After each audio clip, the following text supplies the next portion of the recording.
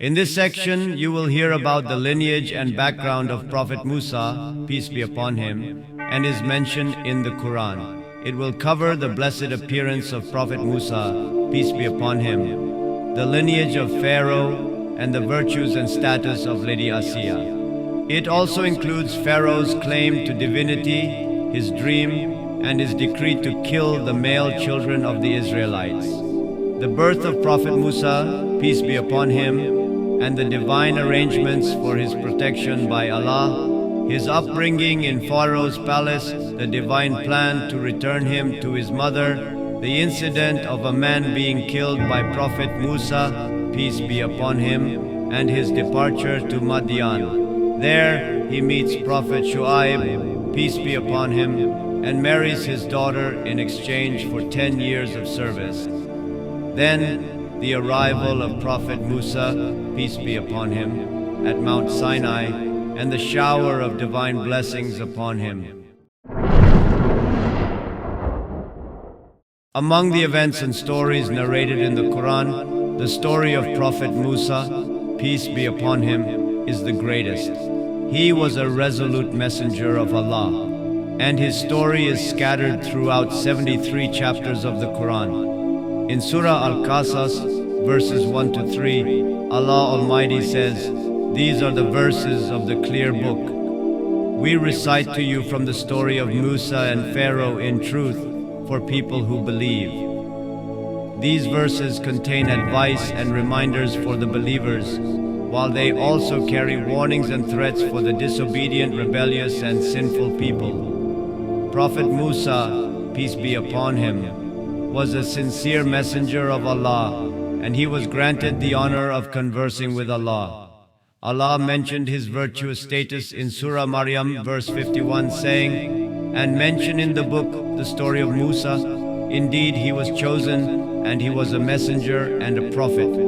Your lineage is as follows: Musa, son of Imran, son of Kahath, son of Levi, son of Yaqub, Jacob, son of Ishaq, Isaac, son of Ibrahim, Abraham, peace be upon them all. There isn't much distance between you and Prophet Yaqub, peace be upon him. Prophet Musa, peace be upon him, had a whitish complexion, was quite strong and well built. He was known for his strength and courage, with some having written that he possessed the strength of 10 men. You had a stutter in your speech, as Allah has mentioned in Surah Az-Zukhruf, verse 52, through the words of Pharaoh, "Am I not better than this one who is despicable and can hardly express himself clearly?" Sometimes you would falter while speaking, but this did not hinder your prophethood. In Surah Al-Qasas, verse 34, Allah says, "And my brother Harun is more eloquent than I in speech. Your speech was not fluent, which is why you sought help from Allah through Harun, peace be upon him." The details are as follows.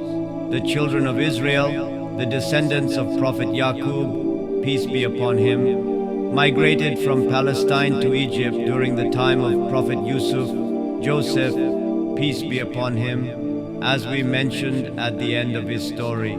In Surah Yusuf, verse 99, it is mentioned, Joseph brought his parents to him. Similarly, in verse 100 of Surah Yusuf, it is said, "And he raised his parents upon the throne, and they bowed to him in prostration."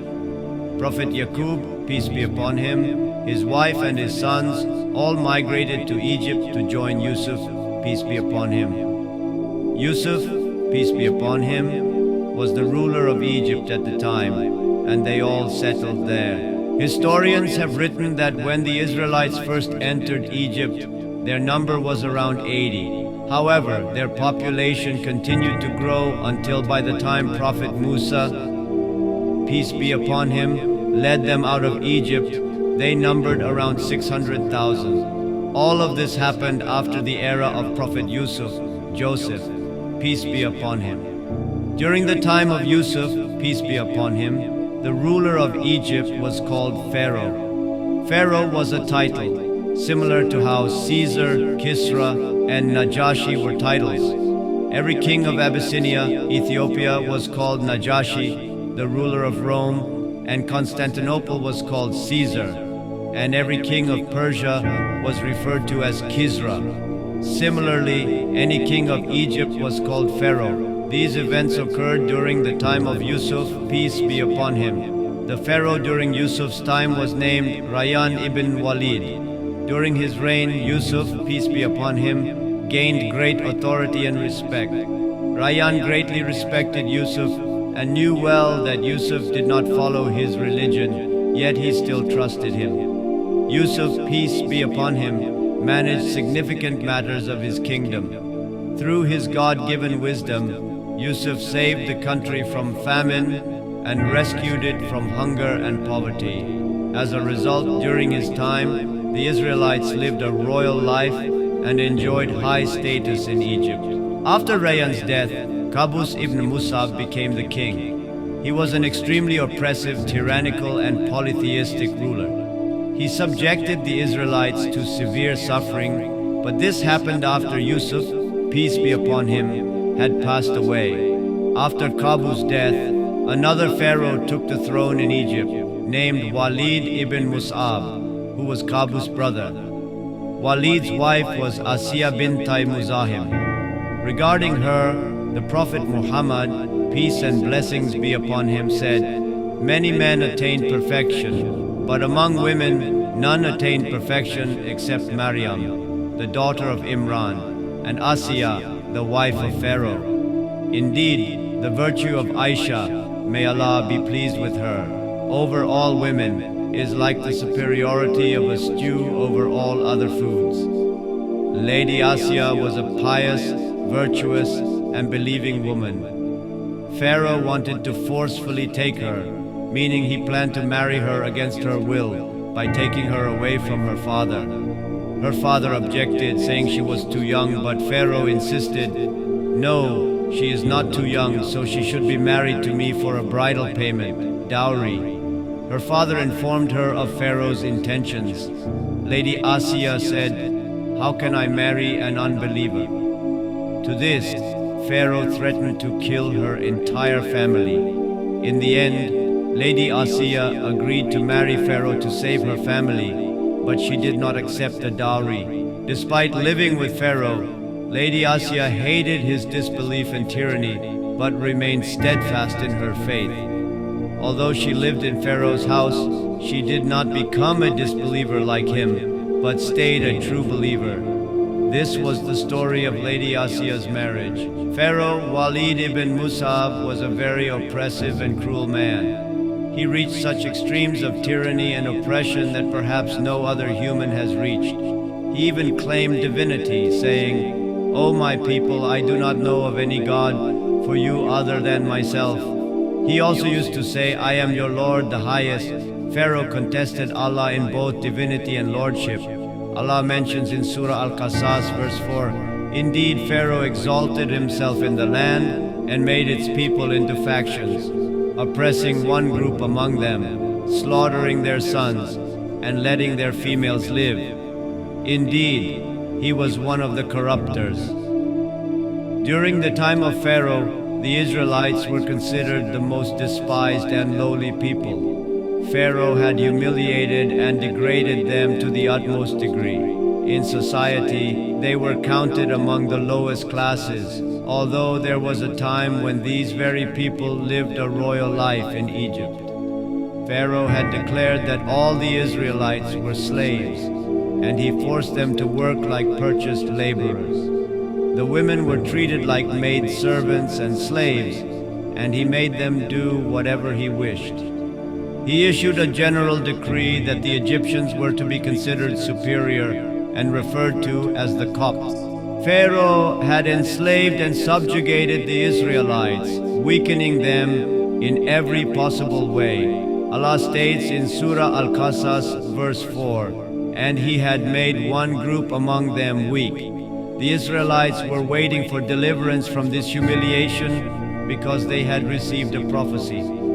Their belief was that a child would emerge from Pharaoh's household who would liberate them. It is also narrated that this prophecy was revealed in the form of a dream that Pharaoh himself had. In this dream he saw a fire coming from the direction of Jerusalem, which moved towards Egypt, burning everything in its path except the houses of the Israelites. Pharaoh, alarmed by the dream, consulted his priests, who were considered wise men. They interpreted the dream by saying that a child would be born among the Israelites who would bring about the downfall of the Egyptians. Upon hearing this interpretation, Pharaoh became frightened and issued a horrifying decree.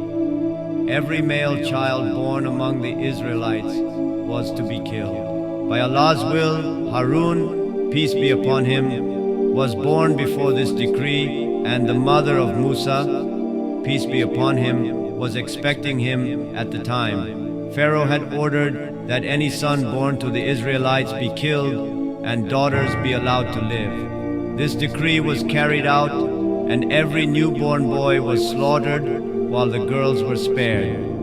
Pharaoh's orders to kill the boys were enforced by closely monitoring pregnant women. Midwives were tasked with reporting any pregnancies, and if a midwife failed to do so, she too would be killed. As a result, Pharaoh and his ministers were informed about every newborn. During those days, the mother of Prophet Musa, peace be upon him, was in the early stages of her pregnancy.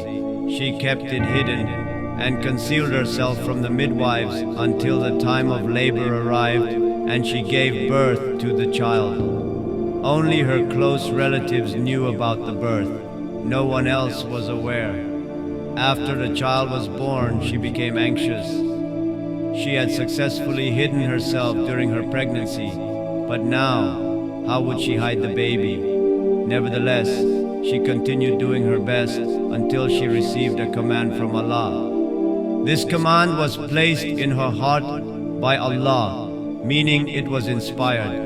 It was not the same revelation that comes to prophets. Allah says in Surah Al-Qasas verse 7, "And we inspired the mother of Musa, suckle him, but when you fear for him, cast him into the river and do not fear or grieve. Indeed, we will return him to you and will make him one of the messengers." This meant that when the situation became dangerous or investigation started, she should place him in the river.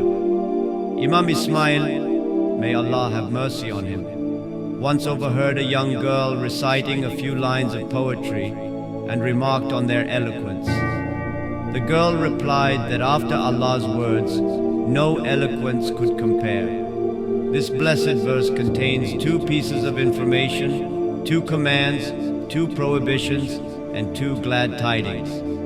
The phrases "suckle him" and "when you fear for him" are the two pieces of information. "Cast him into the river" and "do not fear or grieve" are the two commands. "Do not fear" and "do not grieve" are the two prohibitions. And the two glad tidings are, "We will return him to you, and we will make him one of the messengers." Indeed, the search for newborns intensified, and the Israelites faced severe hardships. According to Allah's command, the mother of Musa, peace be upon him, placed the baby in a basket and set it afloat on the river. She instructed Musa's sister to follow it and keep an eye on what happened. Thus Musa, peace be upon him, floated along the waves of the Nile while his sister walked alongside, carefully observing what would happen next. Allah says in Surah Al-Qasas verse 11, "And the mother of Musa said to his sister, 'Follow him.' So she watched him from a distance, while they, the people of Pharaoh, were unaware. The basket eventually floated near Pharaoh's palaces, which were located by the Nile. Allah says that finally, the people of Pharaoh picked up the basket.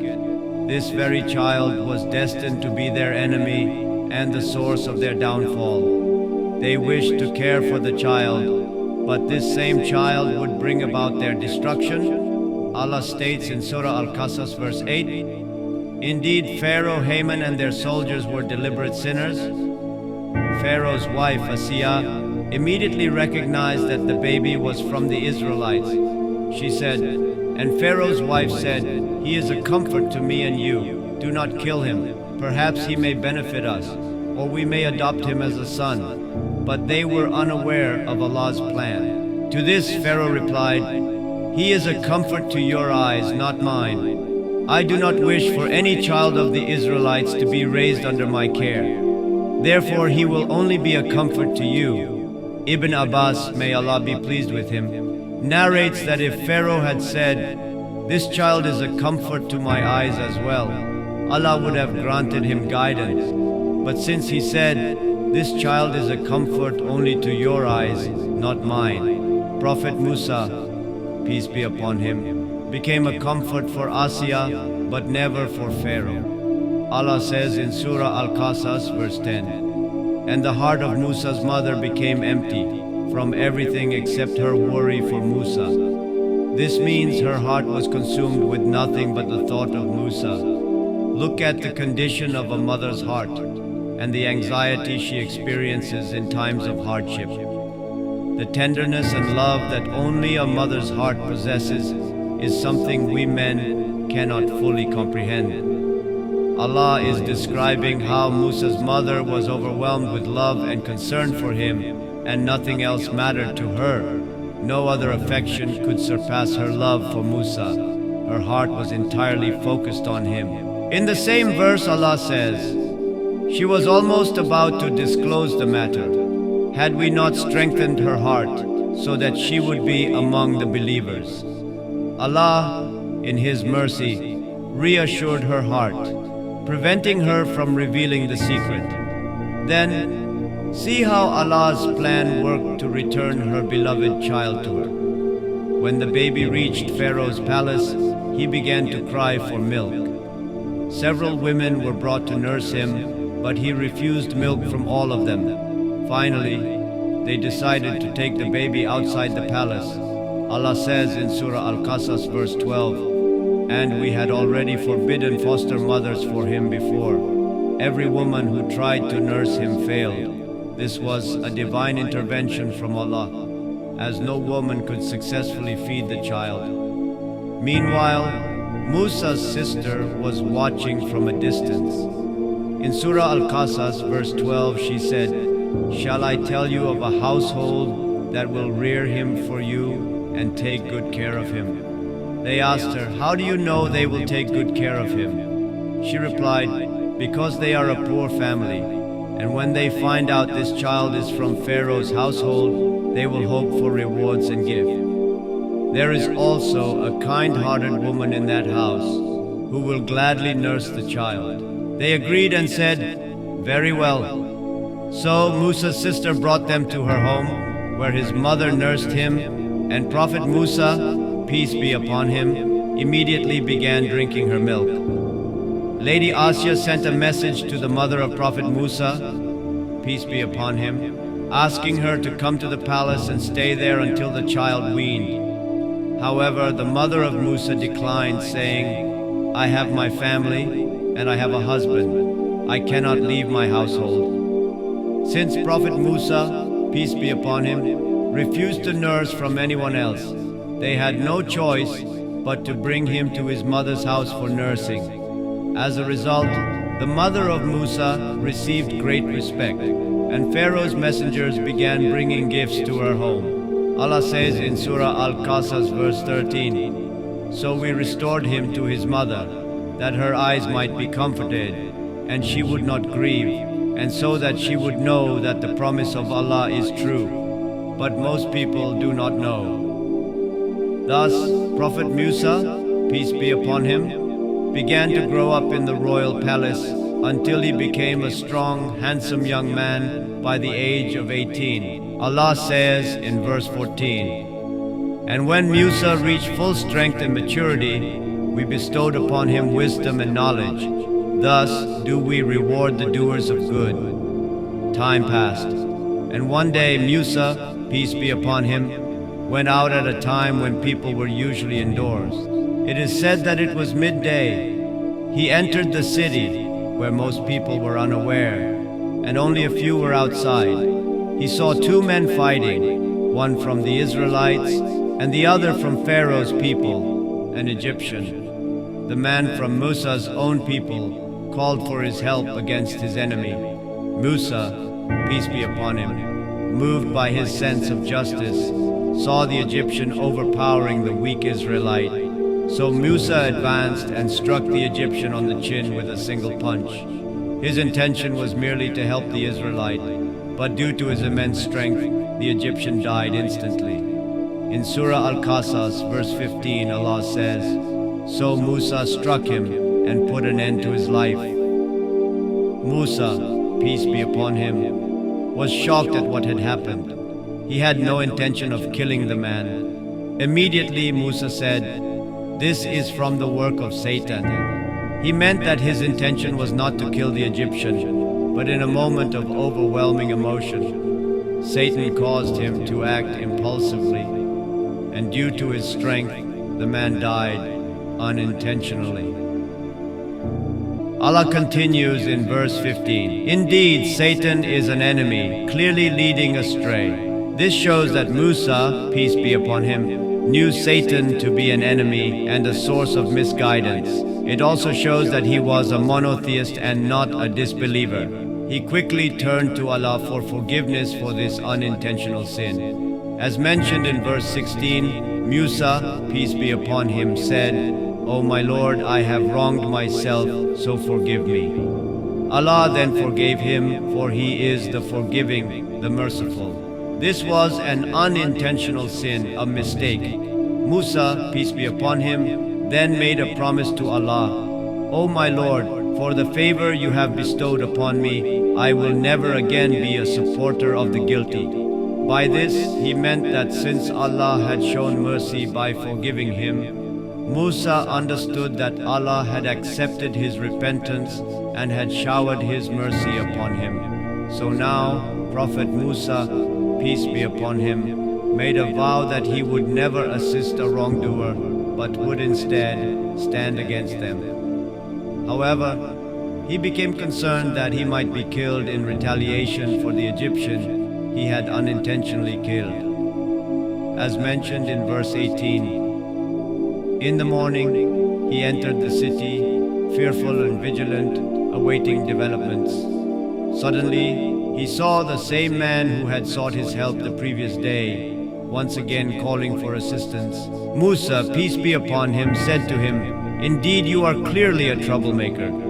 This means that when Musa, peace be upon him, arrived in the city, he witnessed a scene similar to the previous day. The same Israelite was now fighting with another Egyptian. Upon seeing Musa, peace be upon him, the Israelite again asked for his help. At this point, Musa, peace be upon him, said, "You are a quarrelsome man." Nevertheless, he stepped forward to help the Israelite once again against the Egyptian. At that moment, the Egyptian said, "O Musa, do you intend to kill me as you killed a man yesterday?" With this statement, Musa, peace be upon him, realized that the news of the previous incident had spread throughout the city. He now understood that his action had been exposed. Wishing to avoid confrontation, Musa, peace be upon him, sought to hide himself. Then, a man who was a believer from among the people of Pharaoh and who cared deeply for Musa, peace be upon him, came running to warn him. This is mentioned in verse 20. A man came running from the farthest end of the city, saying, "O Musa, the chiefs are deliberating to kill you, so leave immediately. Indeed, I am one of your sincere well-wishers." The man advised Musa, peace be upon him, to flee before they could capture him. At this point, Musa, peace be upon him, became fearful, knowing that Pharaoh never had affection for him in the first place. Pharaoh had only kept him in the palace because of Lady Asiya's request. Moreover, the other leaders of Pharaoh's people knew well that Musa, peace be upon him, was from the Israelites, and they harbored hatred toward him. Now they had the perfect opportunity, and they used it to conspire for his death. So Musa, peace be upon him, fled the city in fear. The Egyptians were searching for him. Pharaoh had sent out spies to capture him. Meanwhile, Musa, peace be upon him, prayed to Allah, "O my Lord, save me from the wrongdoing people." Allah accepted his prayer and guided him. He set out into the wilderness. Musa, peace be upon him, had no food, no water, and no mount. He did not know where he was heading. He just kept walking. He was making his way toward Palestine. Along the way, his shoes wore out, and he continued his journey barefoot. Whenever he got hungry, he would eat leaves from the trees. In this way, he eventually arrived in Madian. You have already heard that Madian was the town of Allah's prophet, Shu'aib, peace be upon him. By this time, Prophet Shu'aib had become quite old, and these events took place after the destruction of his people. When Musa, peace be upon him, arrived at the water well in Madian, he saw that there was a watering place outside the town where people would bring their animals to drink, and they would also take water for themselves. He noticed that the people were giving water to their livestock, while two women were standing aside, keeping their goats away from the water. In Surah Al-Qasas, verse 23, it is mentioned, "When he arrived at the water of Madian, he found there a group of people watering their flocks, and he found aside from them two women keeping back their flocks." Musa, peace be upon him, was surprised to see that while everyone else was watering their animals, these two women were standing back. He asked them, "Why are you not watering your flock?" They replied, "We cannot water our flock until the shepherds finish, and our father is an old man." Upon hearing this, Musa, peace be upon him, went ahead, moved the shepherds aside, and watered the women's goats. Then he sat under the shade of a tree and made a supplication. "O my Lord, indeed I am in need of whatever good you send down to me." Surah Al-Qasas, verse 24. Abdullah ibn Abbas, may Allah be pleased with him, narrates that Musa, peace be upon him, arrived in Madian barefoot. The skin of his feet had peeled off, and his stomach was stuck to his back from the severity of hunger. He survived by eating tree leaves, which caused his mouth to smell of leaves. Although he was in great need, he did not ask anyone for help. One of the women overheard his prayer and went to her father, Shu'aib, peace be upon him, and informed him about Musa, peace be upon him. She also mentioned that although he was in need, he appeared to be very self-respecting. In Surah Al-Qasas, verse 25, it is mentioned, "Then one of the two women came to him, walking modestly, and said, 'Indeed, my father invites you, that he may reward you for having watered our flock for us.'" Despite his self-respect, Musa, peace be upon him, was in dire need at that moment. So he accepted the invitation and accompanied the woman. As she walked with modesty, she stayed behind Musa, peace be upon him. Noticing her modesty, Musa, peace be upon him, walked ahead of her. When they needed to turn a corner, she would throw a stone in the direction they needed to go, and Musa, peace be upon him, would follow that direction. In this manner, they both reached Shu'aib's home. Musa, peace be upon him, met with Shu'aib, peace be upon him, and narrated the events that had occurred to him. Shu'aib, peace be upon him, reassured him, saying, "Do not fear. You have been saved from the wrongdoing people." At that time, one of the two women suggested, "O my father, hire him. Indeed, the best one you can hire is the strong and the trustworthy." Surah Al-Qasas, verse 26.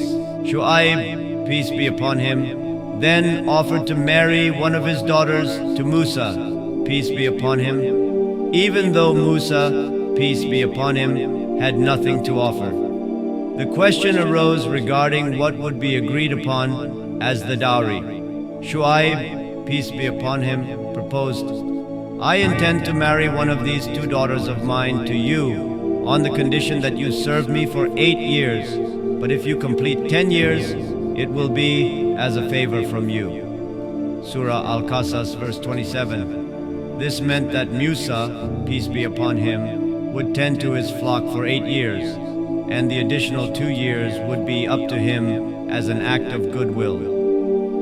In Surah Al-Qasas, verse 27, it is mentioned, I do not wish to place any hardship upon you. You will find me, if Allah wills, among the righteous. Prophet Musa, peace be upon him, accepted this and replied, This is agreed between me and you. Whichever of the two terms I fulfill, there will be no injustice to me, and Allah is the witness over what we say. When Ibn Abbas, may Allah be pleased with him, was asked which term Musa, peace be upon him, completed, he responded that Musa had fulfilled the full 10 years. After completing the 10 years, Musa, peace be upon him, decided it was time to return to Egypt, thinking that enough time had passed and circumstances may have changed. Thus, Musa, peace be upon him, set out toward Egypt with his wife. In Surah Taha, verses 9 to 10, Allah says, Has the story of Musa reached you? When he saw a fire, Musa, peace be upon him, saw a fire in the distance on the peak of a mountain, and he was in desperate need of it to guide them and provide warmth during the cold, dark night. All of this was part of Allah's divine plan to grant Musa, peace be upon him, prophethood. When Musa, peace be upon him, saw the fire, he said to his family, I have seen a fire. Perhaps I can bring you a burning ember from it, or find some guidance at the fire. As Musa, peace be upon him, approached the fire, he witnessed an extraordinary sight. The Quran describes it as a unique event. There was no ordinary fire, but rather a brilliant light coming from a large thorny bush, or as if flames were emerging from the tree. Musa, peace be upon him, was astonished, and as he drew closer, the tree became even more radiant. When he came even nearer, he heard a voice from the tree. This was direct communication between Allah, the Exalted, and a human being. In Surah Taha, verses 11 and 12, Allah says, When he came to it, he was called, O Musa, indeed I am your Lord, so remove your sandals. You are in the sacred valley of Tuwa. Then Allah said, I have chosen you, so listen to what is revealed. Indeed, I am Allah. There is no deity except me. So worship me and establish prayer for my remembrance. The hour is coming. I am keeping it almost hidden, so that every soul may be recompensed for what it strives for. After that, Allah commanded, Throw down your staff. When Musa, peace be upon him, cast it on the ground, it turned into a snake, moving swiftly. This marked the beginning of Prophet Musa's journey as a messenger of Allah, chosen to lead his people and confront the tyranny of Pharaoh. In Surah Al-Qasas, verse 31, Allah says, When Musa saw that the staff, was moving like a snake, he turned and fled without looking back. Then Allah called out, O Musa, come back and do not fear. Indeed, you are safe. In Surah Taha, verse 21, Allah says, Seize it and do not fear. We will return it to its original form. Musa, peace be upon him, grabbed the snake by its tail, and it turned back into a staff. Allah then commanded, Put your hand into your side, under your arm. When Musa, peace be upon him, withdrew his hand, it was shining bright and radiant. In Surah Taha, verse 22, Allah says, Put your hand inside your cloak, and it will come out white without any defect. This was the second miracle. Allah then said, These are 2 signs from your Lord for Pharaoh and his people. Allah granted these miracles to Musa, peace be upon him, to present them before Pharaoh. In Surah Taha, verse 24, Allah commanded, Go to Pharaoh, for indeed he has transgressed." In response, Musa, peace be upon him, prayed to Allah, "O my Lord, expand my chest for me, and make my task easy for me, and untie the knot from my tongue, so they may understand my speech." Hafiz ibn Kathir, may Allah have mercy on him, mentions that Musa, peace be upon him, developed a speech impediment in his childhood when he picked up a hot coal, which left him with a stammer. Musa, peace be upon him, prayed to Allah to remove this impediment so that he could deliver Allah's message clearly to his people. In Surah Taha verses 29 to 36, Musa's, peace be upon him, prayer continued, "And appoint for me a helper from my family, my brother Harun, so that he may support me, and we may glorify you and remember you much." Allah accepted Musa's prayer and responded, "Your request has been granted, O Musa." Ibn Abi Hatim narrates an event indicating that Harun, peace be upon him, was granted prophethood through the intercession of his brother Musa, peace be upon him. This demonstrates the greatest benefit a brother can give is to pray for his siblings' guidance and blessings, in this case, the blessing of prophethood. In Surah Al-Qasas, verses 33 to 35, Musa, peace be upon him, expressed his concern to Allah. "O my Lord, I killed one of them, and I fear they will kill me. And my brother Harun is more eloquent in speech than I am, so send him with me as a helper to confirm my truth."